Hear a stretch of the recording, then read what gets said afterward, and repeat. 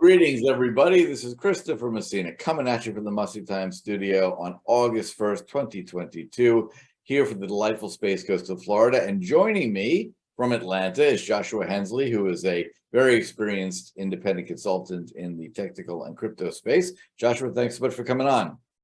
Thanks for having me. So it's a bright Monday. All sorts of havoc has been happening in recent weeks, and maybe you kick off by giving us a quick overview of kind of your focus and your career path and how you got involved in Bitcoin and the rest, and we'll just take it from there. Yep. So I was a ERP consultant for about 7 years at a top accounting firm here in the U.S. I did that right out of school, and my focus was we would implement Microsoft Dynamics AX, which is a enterprise resource planning system for businesses, primarily for so-called middle market companies. So I was more on the technical side, but I did a lot of travel. So my role was mainly being part of a team of 5 or so. We'd go out to different clients, and these projects would take anywhere from 6 months to 2-3 years. And we would just implement this new software to run their business for them. So it did accounts receivable, accounts payable, inventory, warehousing, shipping, all that type of stuff. And as time went on, a specialty of mine became credit card processing. So we had to integrate that separate from the ERP system. And it was always really a big, huge pain because just there's so many technical and legal challenges with that, because you're talking about doing payments and then fraud, protecting the businesses from fraud, making sure the customer's data is protected. I mean, honestly, it's really bad. I don't think people realize how terrible credit cards are for the merchant, on the merchant side. Yeah. Horrible. It's great for the credit card company, merchant, not so much. Yeah. So when I started finally paying attention to Bitcoin, say it was 2017, with that huge price run up, it clicked instantly because I had firsthand seen how businesses struggle with credit cards. And then to see this solution, it's like, oh, this is perfect. But of course, no business really wants to touch it because of its volatility and all the bad information about it and about how it can't be used as payment and all this stuff. So that just triggered me down a rabbit hole of, I don't know, 18 months or so, that eventually led me to quitting my job to work full-time in the Bitcoin space, building apps, doing consulting, as you mentioned, and writing. And I also have my own YouTube channel where I talk about various things going on in the Bitcoin cryptocurrency space. It's how I found you. God bless the interwebs. You're saying some smart stuff about BSV. So I want to jump on something really quickly there. So you were, through your own experience, looking at from a technical standpoint and seeing what it was costing businesses in terms of, never mind your costs, but the operational processes and all the overhead and legal worries. What is it that leapt out at you so clearly about, say, Bitcoin protocol that when you looked at that side by side with how kind of current credit card processing was going on, made you say, well, we're like, this is crazy. Why are we doing this? Was there one big thing that said these 8 factors are stupid? What would those be? It's actually the very first paragraph of the Bitcoin white paper. Whoever wrote it, which we know who wrote it, but Satoshi clearly understood these problems that I had been facing for the last 5 years or so in my work firsthand. And me, I'm just a consultant, but for the businesses, it's even worse, right? So I had seen these issues, and he talked about how they need to be fixed and how they're a problem. And so that first the abstract really spoke to me. It clearly said, okay, this is a solution. Primarily, some of the things were they admitted that it's impossible to do commerce online without a certain degree of fraud, which is absolutely correct. No matter how robust the security is, customers still find ways to get over on the merchant. The merchant might still have some type of data leak, because if they have a big enough honeypot, that's an incentive to go after them, right? It's worth the chase. Absolutely. What did Target? I mean, the guys got into Target, went into the HVAC contractor. Talk about genius. Yep, I remember that one. Yep. And they were keeping stuff in a text file. Well, they gave us stuff in a text file, but also reminded me, I was privileged to speak at Microsoft's research annual thing in Redmond a few years ago, and one of the Microsoft researchers gave a great talk, the title of which, and he said, I apologize in advance. I could not find any other way to phrase this. But the topic of his talk was, why the fuck does my light bulb need an IP address? Right? And his point being like, no one understands the massive increase in the security threat surface you've created by networking all this stuff that, you could screw a light bulb in and you can see that it's off by looking at it. You don't need it to tell, a centralized computer that anyway. But that's an important point. So for all those reasons why in cybersecurity there's so many penetration points, that's why, and you were seeing it in real life as you were putting the systems in, like, this is crazy. There's no way you can do this securely. Yep. And then the other part was the irreversible payments. So with Bitcoin, to me, that is a huge feature of it. Obviously, there's some issues with it, but really what it makes is more like cash transactions. Because a big problem with I could talk about one of the clients. They chargebacks are always a huge problem, especially when you ship stuff. Right. So if you're an online retailer and you ship, you take the authorization for the money, but that doesn't actually, you don't actually get the money till maybe 30 days later, which is another issue with credit cards. Even though everything looks great to the customer, but the merchant doesn't actually get paid until way later. Right. So let's say they pay $200 for goods online, and then you ship the goods. Again, you haven't hit the money hasn't hit the business's bank account yet till maybe 30, 60 days. If the customer just lies and says, actually, I didn't get that. Right. They can just file a complaint with their bank. And then not only does the merchant not get paid, they ship the goods, then they get hit with a chargeback fee. Right. So it's gone, their stuff has been stolen, and they're paying for the right to have been robbed from. Yes. That's excellent. Yeah.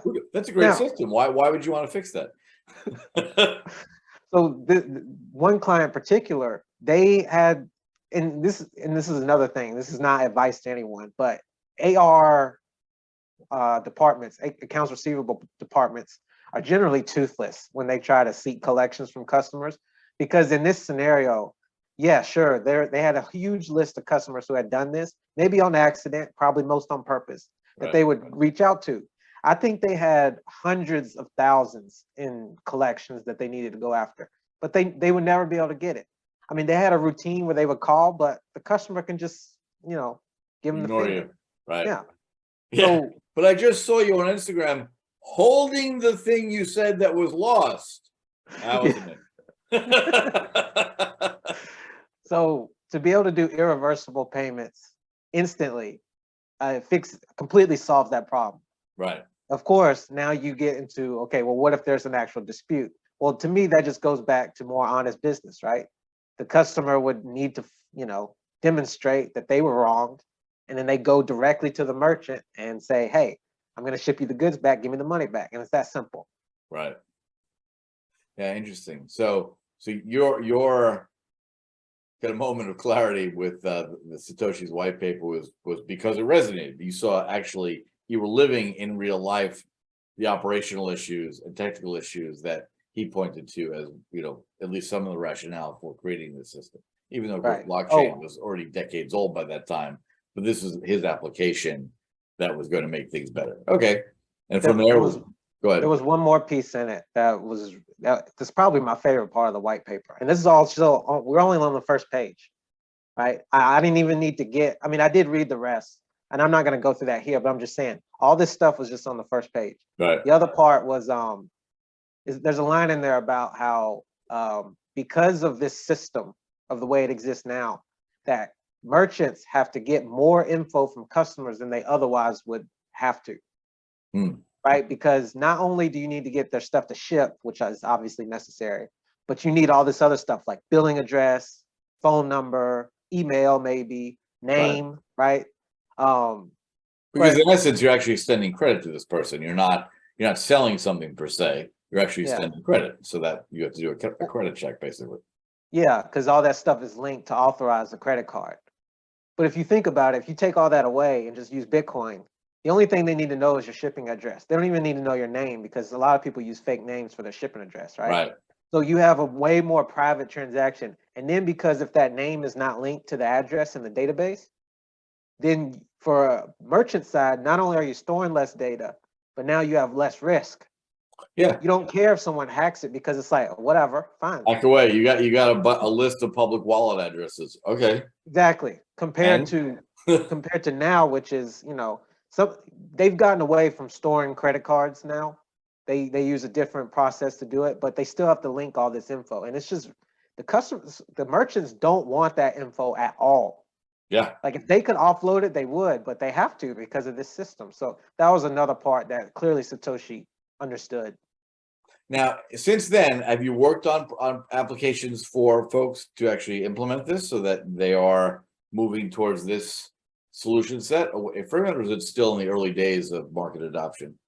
No, I haven't, and I think it's still the early days. I did try for a bit to get the company I was working at to look at some of this stuff, but it was a sign of the times. Like you just had everyone, all big companies at that time were looking at ETH, Hyperledger, all these Fugazi solutions that never were going to work. And now it's funny because 3 years later, I think it's now understood in that arena that all that stuff doesn't work, which is funny because I was just early, right? And that's really curious because this is a point in which a lot of my listeners certainly, I'm just dangerous enough to know enough to probably make bad decisions, right? But a lot of the folks I speak with who are very smart in their own professional lives, and many who work in professional money management say this is terra incognita, like they've got no sense whatsoever. So when someone who understands it deeply says, I knew Hyperledger and Ethereum weren't going to work, what do you mean by that? And what do you mean by that? And how do you put that to someone clearly so they can see what you see as to why some of these protocols work and some of them don't? Yeah. So I guess I'll start with Hyperledger first. That to me was clearly one of these marketing schemes to just try to sell someone snake oil. Because, for example, with the software I use, we were using SQL, right? All our clients had SQL databases, which were private databases, right? Yep. If you wanted to simulate this private blockchain thing they were selling, all you got to do is give third-party access to your database, to certain tables. And now you have a private blockchain. Right. So there's nothing new. Like there's no point in having a blockchain that 3 people can access. Because you can achieve the same thing. There's nothing, you can just make an append-only database that you share with your vendors, which is, that already happens, right? There's right. This is 80s.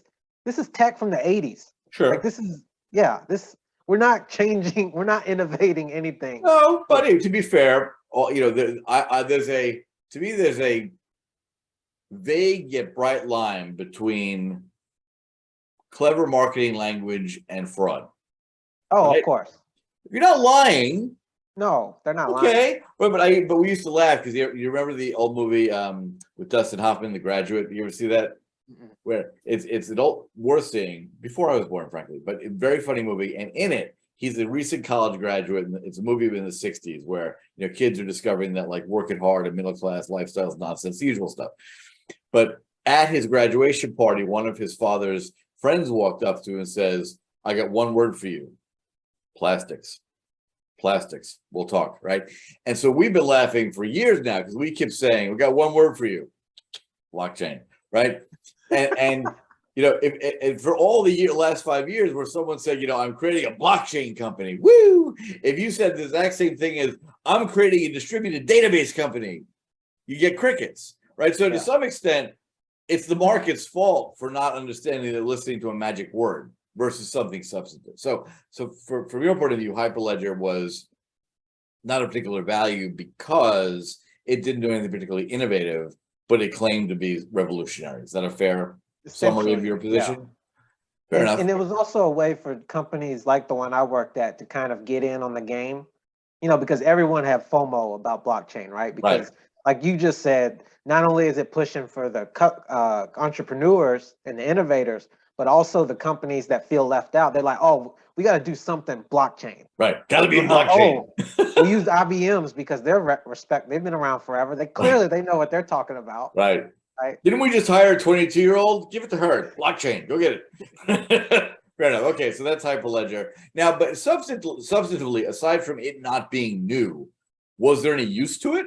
I mean, was it a tool that was usable, or is it just completely pointless? I don't know any. I mean, I know they announced some proof of concept projects, but I don't know any that took off that did Oh, fair enough. anything.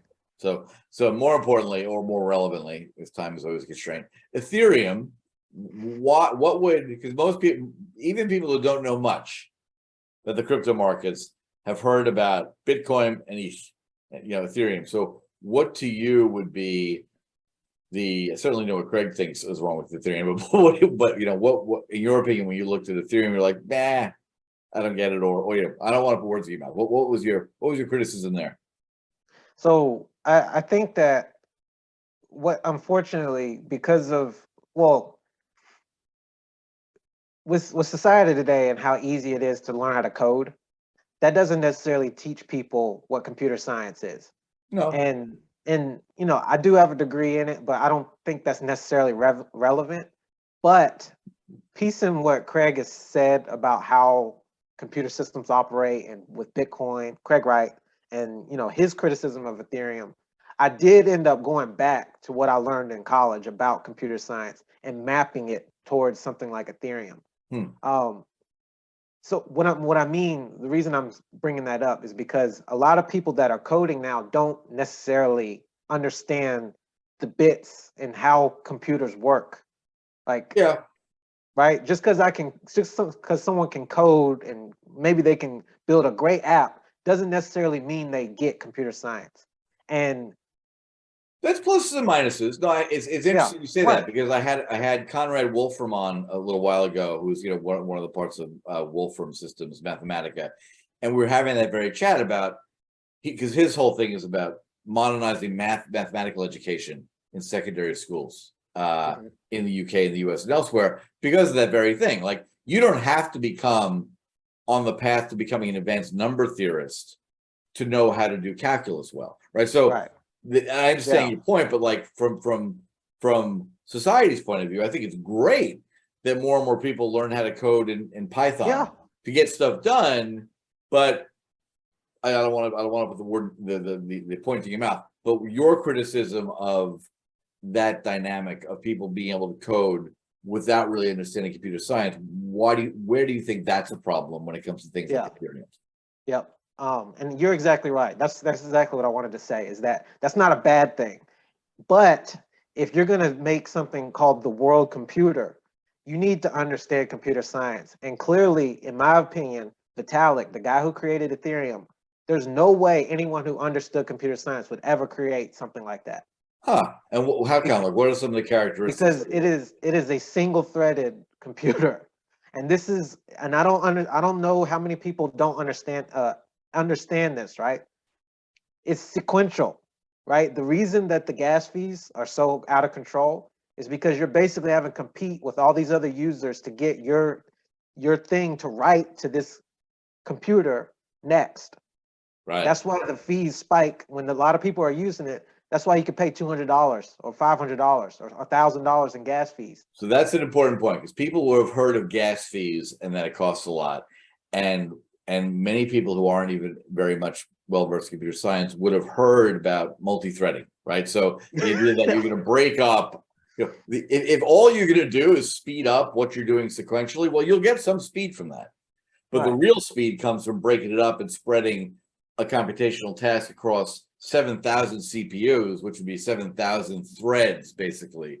But Ethereum is based on a single-threaded process. So literally, it's like the old days when you'd have to book time on the supercomputer in your computer science lab, when they told you had between 2:30 a.m. and 4:15 a.m. you wake up and did it. Kind of similar idea, right? Pretty much, yeah. So that's why, with this massive competition, because I need to get this transaction done right now, then it's kind of like booking an Uber during peak times. You're just paying way too much. Yeah. That's really stupid. Can that be fixed? No, all these because all these nodes, the guys who are mining Ethereum, they're updating the same state constantly, but only one person can do that at a time. It's completely the opposite of Bitcoin, where it's a UTXO, unspent transaction model, where You have coins, and no coin knows about the existence of another. Therefore, you can just process it. As you just mentioned, Satoshi, again, from the very beginning said this, you just throw more CPUs at it. Right. He said when he created in 09, it can scale to beat Visa today in 2009. Right. So this one is just, it overflows to the next one. You've got them all lined up, and computing power is cheap as hell, so this should not be expensive.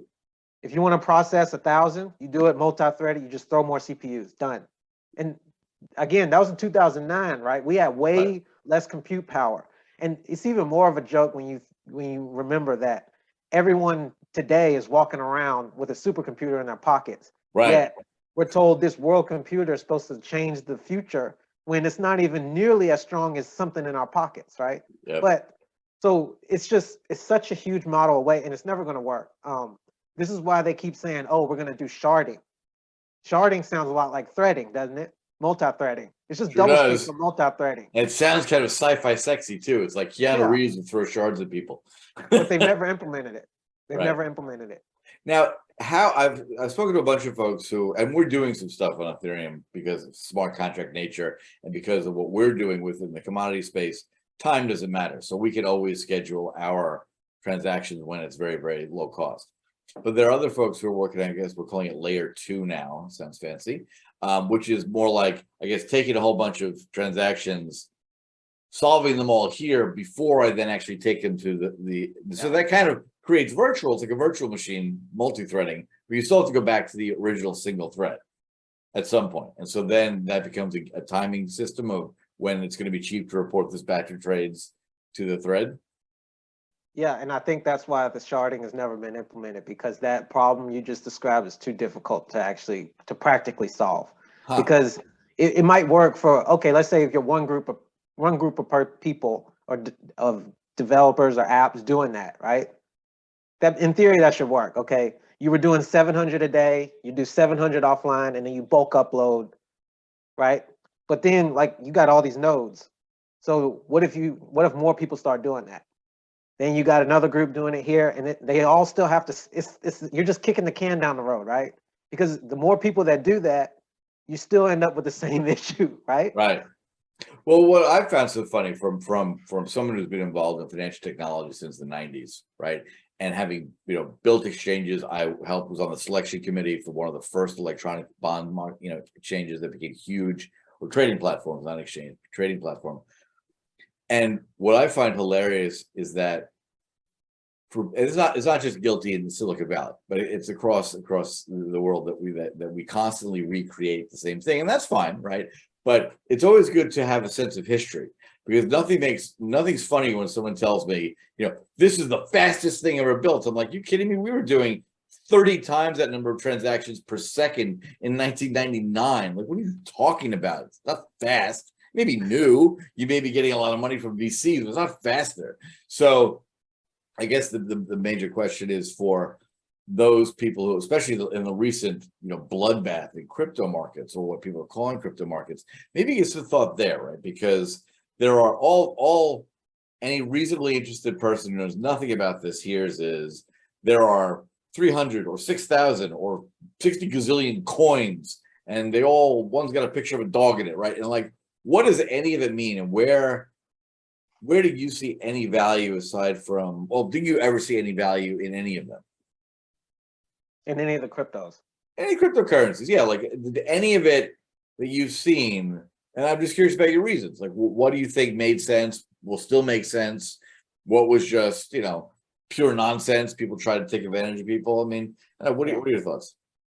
Yeah, so I'll end the previous point about that I think is related. With Ethereum, I did trash it, but the reason they made it was because of things you can do on Ethereum that you could not do on Bitcoin, which is valid, right? Which is this whole global state thing.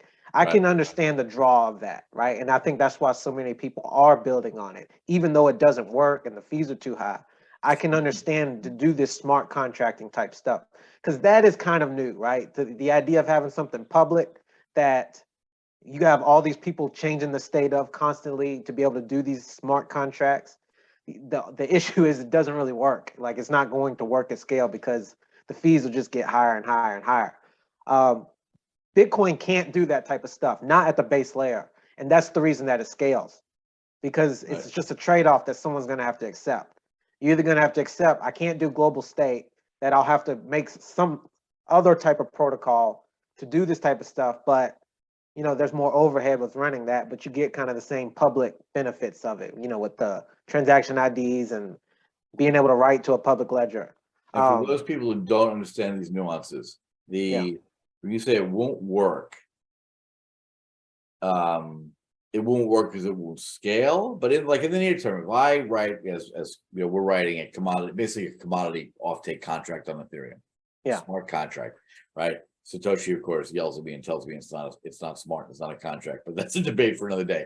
But without being too strictly linguistic about the definition, all it is a simplifying way, right? It's I try to explain to people, it's like having an escrow account where your lawyer has to review a document and then release funds. Well, the Ethereum smart contract can basically play the role of your lawyer. If it gets notified that condition X has been met, meaning the box of cobalt has been moved into the warehouse, then it will release the funds. Like it's just automating some processes to take the human element and time wasting out of a loop. So you're not saying that won't work. What you're saying, I think, is that it won't be scalable as the current code base to handle all that. So the protocol works, but the code as it's written won't work. Is that a fair statement? Not for Ethereum, because I think but if you change the Ethereum protocol to be multi-threaded, it would then, but if you could do that, right? I'm trying to make sure that I'm understanding your thought, that it's the poor coding structure that has made it not work. Whereas if the same exact sort of structure had been put in place, but with infinite scalability, threading capacity, it would work. Is that a right statement or a wrong statement? No, I don't. I think that it is the fundamental issues of how Ethereum works is why it won't work. So to speak. No, now that concept though that you just spoke of, I think is definitely going to be a thing. Where people interact with these things. I just think that it's just going to be education for folks to kind of understand how Bitcoin can do this type of stuff. Right. Because once that education is done and people start demonstrating that, the ability to do this type of contracting stuff, it's just not going to be like how they envisioned it on ETH. If you can do it for, way fraction of the cost, then that's kind of what I mean is won't work, is that when presented with an alternative solution that's good enough, then that's going to be the one that's used versus one that's, too cost prohibitive.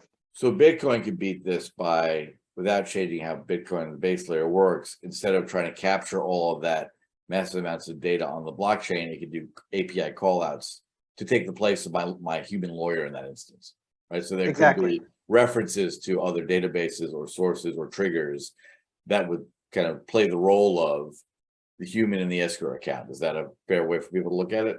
Yeah, that's one way you could do it. And then you could do like offline transactions where you pass data along using the Bitcoin protocol and then settle on chain to where, okay, the final transaction kind of has the attestation of what went down.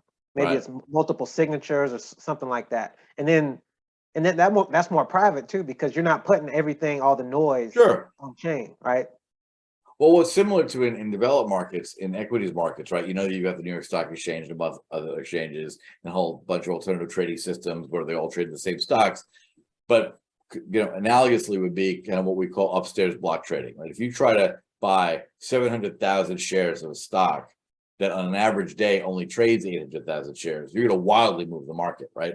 But it's not illegal and it's not against regulatory rules for me, say, a big public pension fund to call Goldman Sachs' sales desk and say, I want to sell 700,000 shares at X.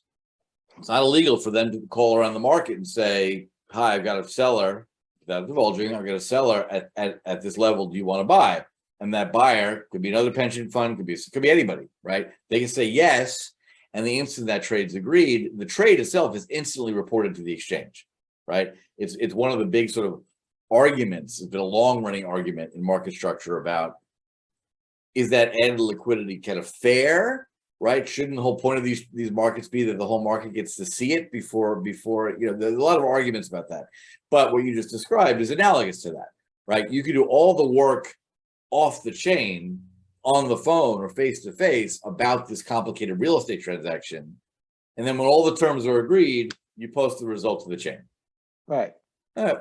Makes sense. And it's probably something that people be more comfortable doing. I mean, that's one of the things that makes most kind of traditional, I love it, they're calling it TradFi, like that's a scurrilous thing. More kind of boring old bankers are never going to just set things off with the machine. Never going to do it. Yeah. And so this is the great way where we're going to bring those efficiencies and that immutability and that audit trail without stopping people from doing their jobs. Right. That's cool. So sorry, back to the coin question. So what, your vision of brilliance was Satoshi's white paper, and now you've been in the space a while. When all these other coins pop up, like what has been your impression? Is it uniformly that's ridiculous, uniformly that's great, or probably more nuanced? Well, the point I come from, which I do question, but in my view, all the other coins exist under the assumption that Bitcoin didn't work. Huh. But that assumption, in my view, is false, which, in my opinion, that undoes the need for every other cryptocurrency. Because if you're going to make a new chain, right? Now, I think in the beginning, when there was only maybe 15 to 20 cryptos, we had Litecoin, ETH, Ripple, right? Yeah. Perhaps there was some honesty. Like, even though Vitalik, in my view, is kind of a scammer, I don't think when he created it, he intended to fleece people. I think he really did want to make something that he thought Bitcoin lacked, which is actually kind of funny because if Bitcoin hadn't disabled all the stuff, all the scripting capability, this was around 2012, 2013, he might not have built it. He might not have ever built Ethereum. He might have just done it on Bitcoin using the script. But I don't do that because that's not even something I'm very familiar with. What was that event when you referred to in 2012? What were they doing? So Bitcoin? over time, they've completely, BTC is completely different from what Satoshi created. They ripped out all the useful coding things you could do for like 6 transaction types. You can only do 6 different types of transactions on BTC. But originally there were, I want to say 80 to 100 different opcodes, like, math opcodes. So like add, multiply, divide, hashing, check the version of the transaction. I'm just scratching the surface here, but different things to be able to do conditional spins, right? And BTC is when someone in the press is talking about Bitcoin, they're referring to BTC now. That's right. Okay, so go ahead. But originally, Satoshi had all these programming things you could do to evaluate the validity of a transaction, where you could do this type of smart contracting stuff. Now, you couldn't do state because, like I said, transaction A doesn't know anything about transaction B in Bitcoins, and that's why it scales, because they could just be processed in parallel. But it had script at the transaction level to where you could do, like I said, logical evaluations. But they ripped all that out over the course from starting in 2010 through 2015. I think they finally gutted it all. And who is they? Because popular mythology has it that no one controls Bitcoin. Right. It's this distributed thing. Yeah. So who is the they?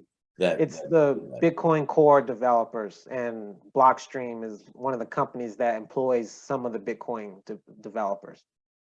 So they have access to this GitHub where they kind of dictate what the code is, and then they distribute that to all the nodes and the miners. Huh. But yeah, they took all the stuff out, all the useful stuff out. Huh. And so that would be perhaps one instance where, at least in your opinion, democracy means 4 idiots rule 3 wise people. Yeah, pretty right. much. They for whatever reason they decided this was going to be. And do they give stated reasons? Did they say this was for simplicity? Do they give any reasons at all? They just changed. Yeah. They thought it was too dangerous. That dangerous. because theoretically, if someone doesn't know what they're doing, they could lose their money, right? You can make a script that can't be unlocked, that has no solution. For example, like you could do opt2 add opt2 add op equal 5 or something. Basically, you write some math script that's unsolvable, Right. like where you can't, where you couldn't put 3 as it. I'm messing that Well, up. so but from in get the layman's concept. terms, you basically could have put a randomized lock on your shipping container with 78 gazillion possible solutions. You lost the solution. Yeah, something like that. Okay, so you could do Or something like really you do a stupid hash yourself puzzle. that would lock up the system, and you could not unlock it. Yeah. And they took things out like that because people could make errors. Okay, That's the justification they gave. justification. Fair enough. That's why they limited to 6 types, because those are safe. And if you know anything about the word safe, where a group is trying to tell you what's safe, you kind of if you can think past the second order consequences, you really understand what they're saying. Interesting. Okay. And now for those who have scratched a little surface and they thought their headaches were large enough, there's BSV, which is also claiming to be Bitcoin and arguably is OG Bitcoin. So how would you compare and contrast if someone said, BTC, BSV, what am I looking at? What's the difference? Yeah. So BSV is really just the closest version of Bitcoin that Satoshi actually created. So it did restore almost all of those opcodes I mentioned to allow you to do this smart contracting stuff. It took out a lot of the limits that were added into the software to allow it to scale. And it reverted a lot of the stuff that was put in over the last 14 years or whatever to Bitcoin that was never in there in the first place. So it's not the exact version that he created, because there's still some things that are off, but it is the closest one that whatever Satoshi actually created. And it is, frankly, this is an amazing thing to me. I mean, I guess it's not because of where these coin prices have gone and the biases that it's created, but if you just compare it to anything, if you have an inventor that creates something and they say this is clearly what the software is for, and then it gets changed to something completely different than what the inventor made it, then it cannot be what the inventor created. Right. You can't call it the same thing, because it's not. And that's what everyone's been told about BTC. It's nothing close to what Satoshi made. Right. Whereas BSV is the closest. I would say 90% is close to what he released in 2009. Now, is BSV getting incrementally more and more adoption in the market? Are they just competing directly with one another now for uses? And that would also be a good question people ask is, in your opinion, why on earth did anything go from 8 cents to $80,000 to? I mean, really, what's your interpretation of any of that? So should I start with the price part or the? You pick. Go with both. I throwing a lot at you. Take it. The smorgasbord of fun answers. The competing part, I think critics would probably laugh at me if I said they were competing. In my view, there's really no competition. In terms of transaction volume, BSV will do a single block in 10 minutes that has more transactions than BTC does in a single day. Right.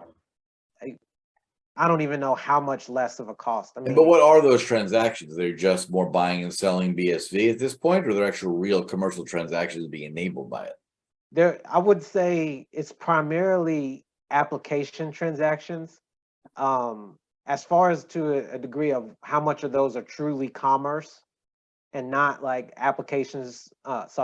businesses doing transactions for themselves, kind of. All right, so you would say a transaction is also anything that's kind of computationally part of that process, is the way you'd be using the word transaction. Okay, not a value transaction, just an operational transaction, technically. Okay. Yeah. Those are dominant on the Bitcoin SV chain, primarily doing data or doing like second layer protocol transactions. Like the top one right now is this game called Crypto Fights, where they log every game action onto the chain. And that's become a big debate around people because some folks call it spam. But the the It reason would they also do seem it, to overwhelm. If you did that for Fortnite, you would radically overwhelm every single data center on the planet. yeah. The reason these guys do it is because they have multiplayer gaming, like you fight each other in this like dice rolling game. Right. The reason they do it is for cheating, is because they want to log everything so that they Sure. they can replay the matches. So it's kind of cool actually that someone else can go in and see a match that someone else played. But you can also because it's like you're logging all this stuff, it'll be very easy to catch discrepancies about, if someone just gets overpowered and then kills the other player. Well, that's a big, if you were looking at a chart, it'd be like, that's not, that would stand out, right? Right. So That that's would the make you go reason they looking for do a it. bug or a cheat code or something like that just shouldn't happen. Okay. Yeah, but that's the reason that they Hmm. do it. Whether it's value add or not, well, I mean, it's really no one's right to question what a If business someone's does with willing their to own pay money. for it, right? If you Exactly. want to pay for the compute power and the infrastructure, that's your thing. Yeah. Go right ahead. Yeah. So that's what it is. Some of it's social media posts, uploading pictures, token transactions, NFTs, this sort of stuff. Right. So in terms of scalability, BSV, in my view, has already destroyed the narrative that Bitcoin can't scale.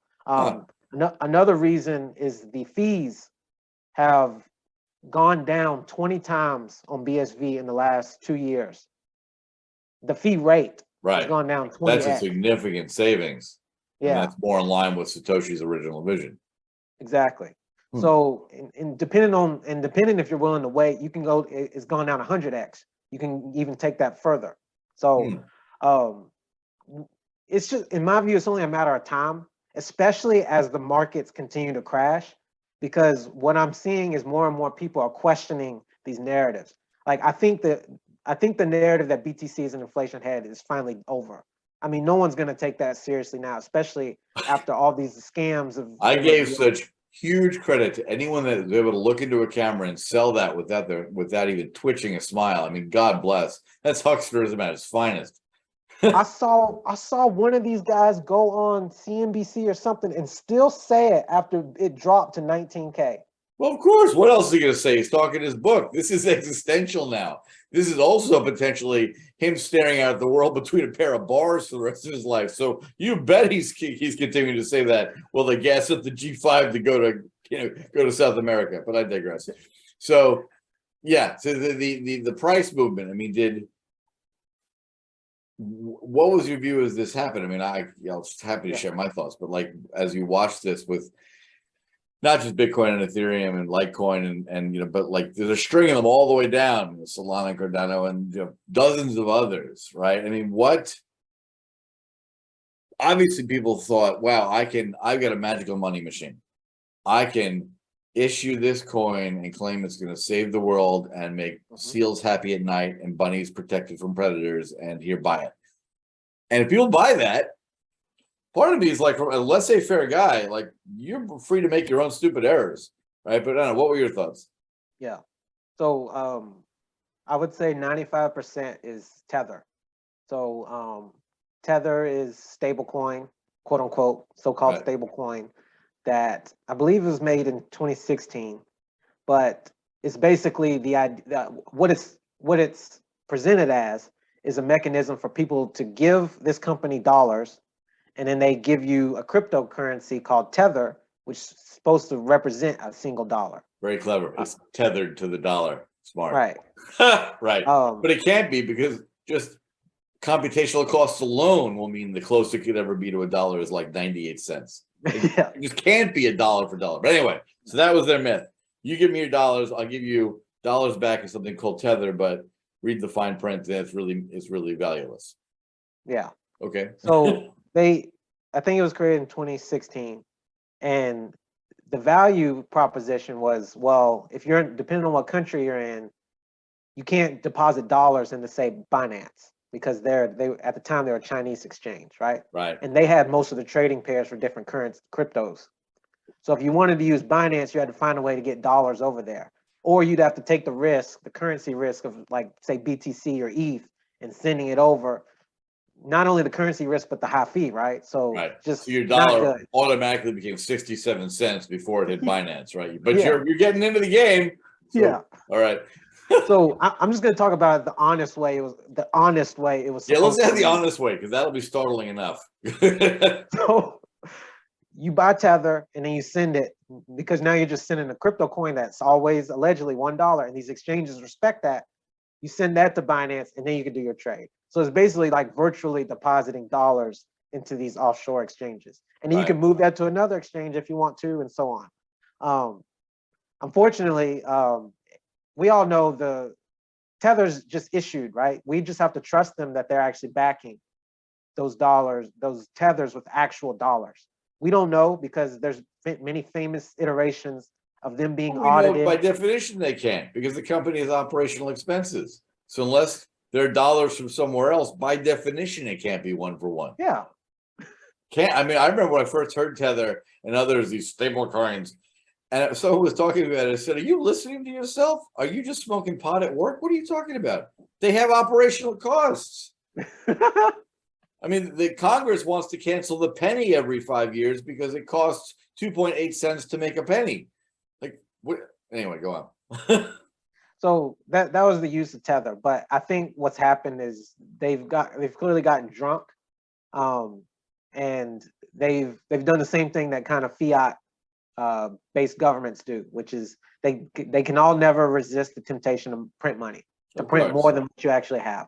So but Tether lacks a judicial system, instead of prisons and a military, to back up their fiat, which are major limitations. Right. So to finally answer your question about why the price has gone up, I think 95%, and the reason is because if you look at a chart of Tether's supply and BTC, or really Tether's market cap, because it's just 1 times the supply. Start at the beginning of 2017 when BTC was $1,000. Tether was less than 500,000. Sorry, yeah, less than 500,000 or something, or maybe a few million.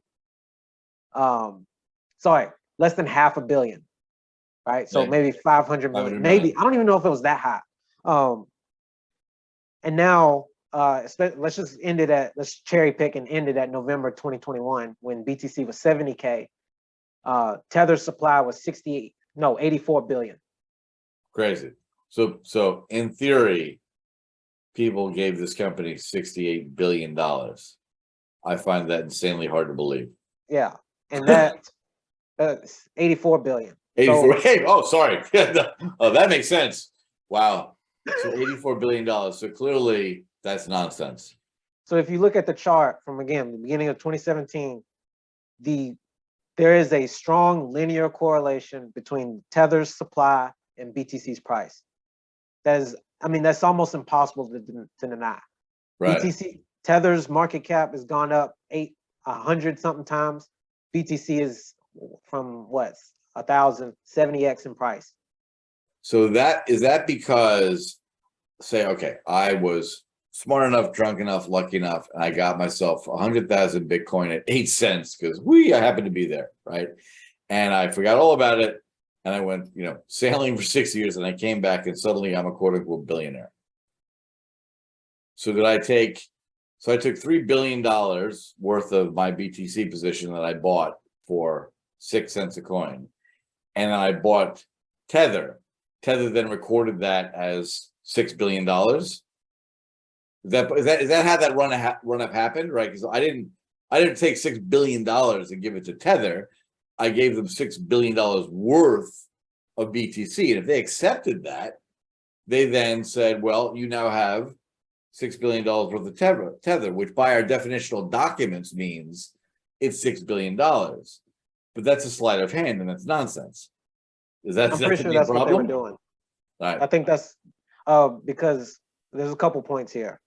The other side of that, and I guess this is a good reason to cherry pick November 2021, is since then Tether stopped printing, and as such, they've actually been redeeming, and they've redeemed almost 1/4 of their supply. Now their market cap is down to 65 billion, and the BTC price has gone down to $20,000. So the market cap of the coins outstanding, or the market cap of the coin that owns Tether? I want to make sure we're hearing the Tether. But and when I say market cap, I should really say supply because it's the same Supply, thing. right? So that's the dollar denominated valuation on the supply is the technical, if wordy way to say that, right? Yeah. Which may or may not relate in any fundamental way to how many actual dollars they have in their vaults that they can redeem for. Okay. So, but I mean, I think that tells you a lot, right? Because if they've redeemed a fourth of their supply, but that crashed the BTC price by 70%, that tells you there's derivatives going on here and there's not really the backing that they say there is. right. But I think the way they pumped it is that they never got these types of initial fiat deposits to issue these tethers. They just created numbers on a digital screen, which, you know, we never heard of that concept before. Send it to Modern these monetary theory. There you go. It's all the same. It must work in Congress. Anyway, sorry, I digress. We'll get to that another day. Okay, so yeah, right. So they're basically, it's an accounting fiction. If they had never claimed that each tether unit was tied to $1, well, who would be involved in the business to begin with? But that fundamental sin means that they have to be lying. And I don't mean that in the come sue me for defamation way. I mean that in the, from a logical standpoint, without getting into legalities, I'm sure they papered it legally beautifully.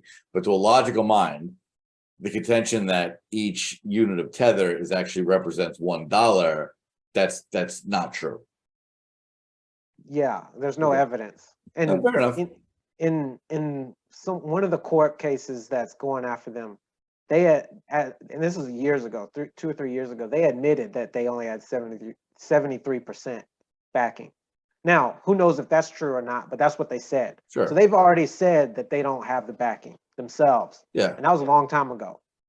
And to be fair, all fiat systems are confident systems too. Your bank has 8% of, you know, outstanding loans on reserve. So this isn't surprising. It's not like it's a wonderful world where you expect the dollars to be sitting there. So, you know, that in itself may not be a criminal act. It's just a bit disingenuous, right? Because when I look at it from the commodities world, in a lot of kind of gold-backed funds, right? Well, you could be physically backed or you could be actuarially backed, right?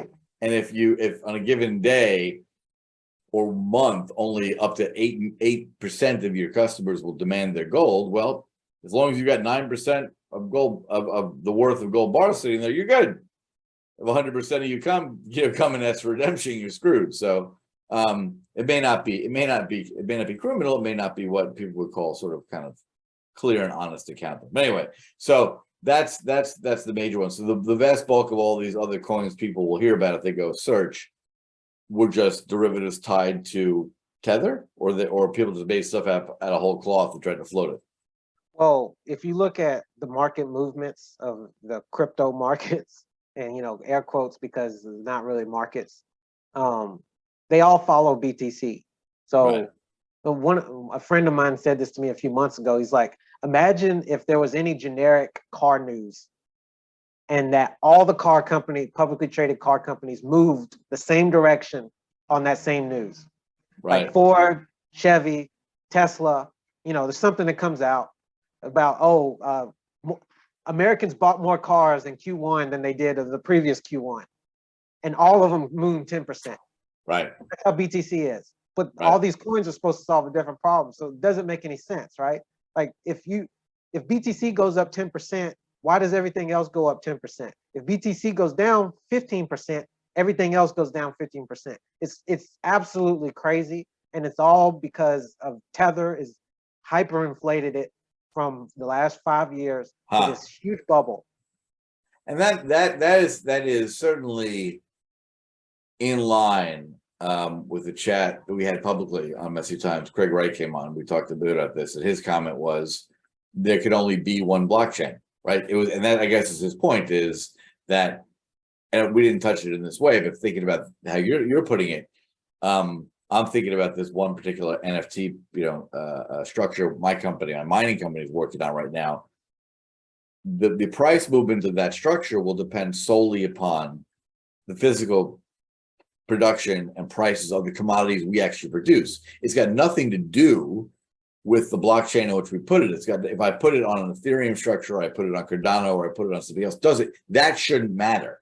And if it does matter, that means there's something fundamentally wrong, because those are not, as you point out, different markets. It's just one market, and it's a sentiment market with no fundamental value behind it.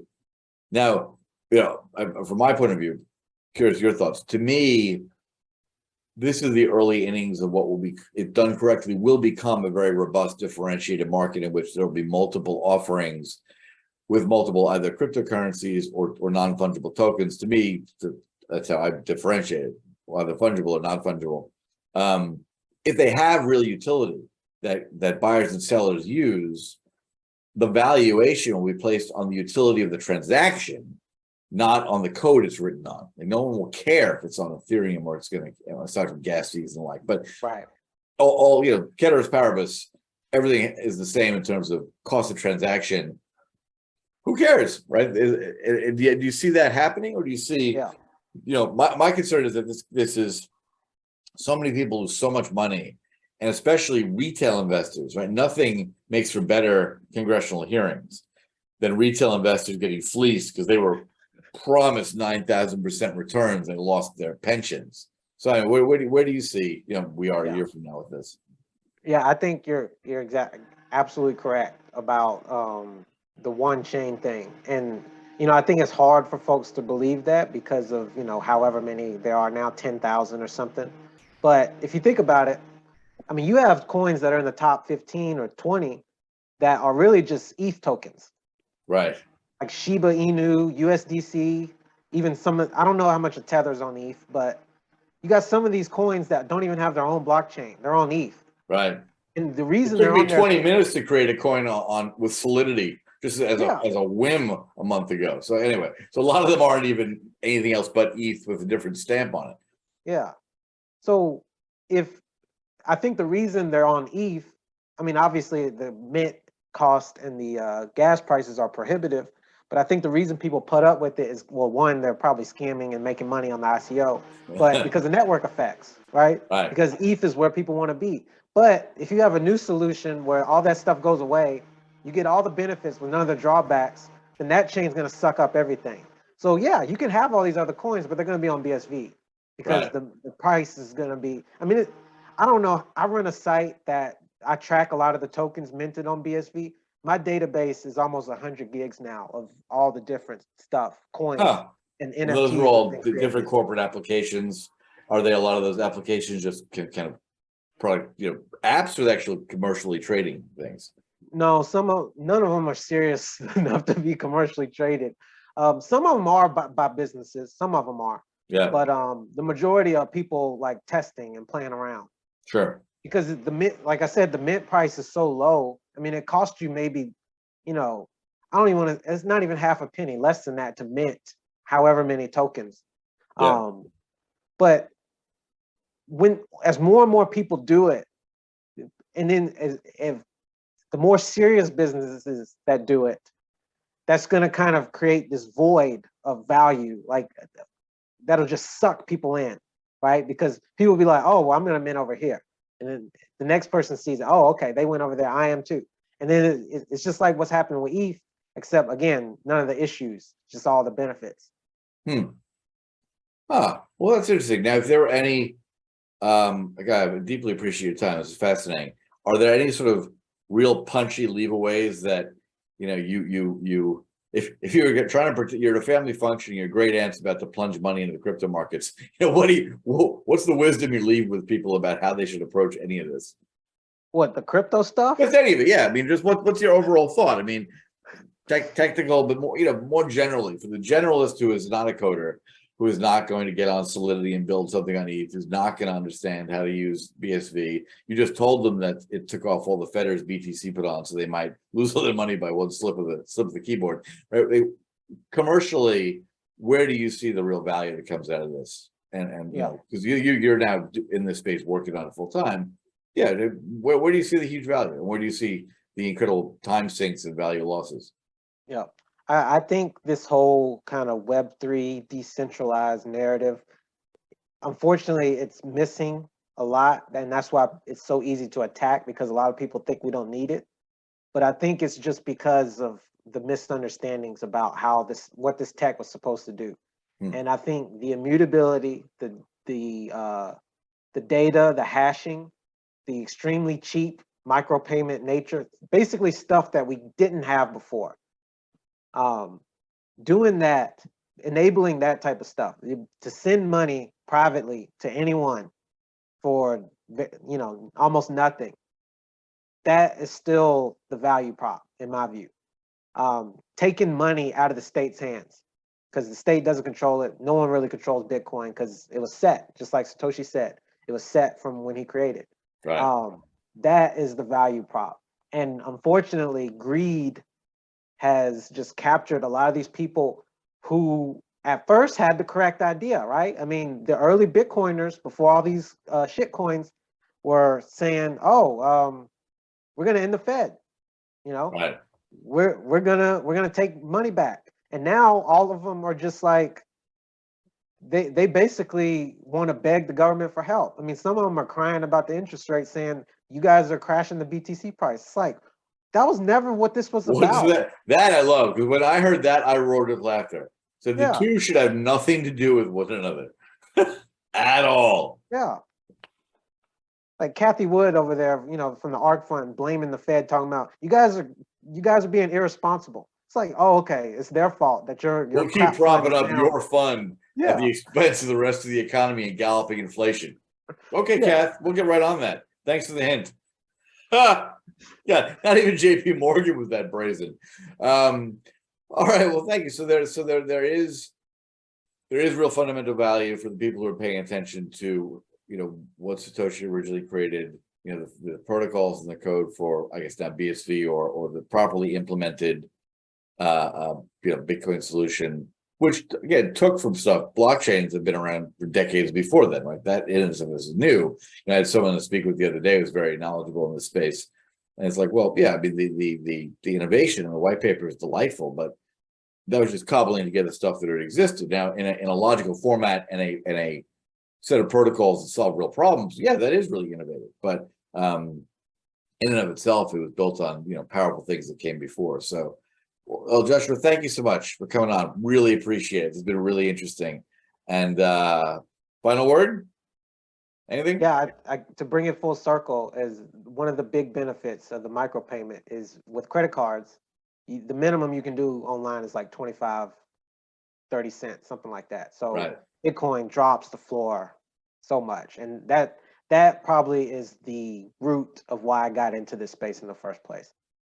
Brilliant. So that ability to do real micropayments will change commercial models for real and will make it work. That's awesome. Well, thanks so much, Joshua, for coming on. And to all my happy listeners, please remember, save yourselves the brain pain and turn off the mainstream media because they are lying to you for profit, and tune into Messy Times. Thanks so much.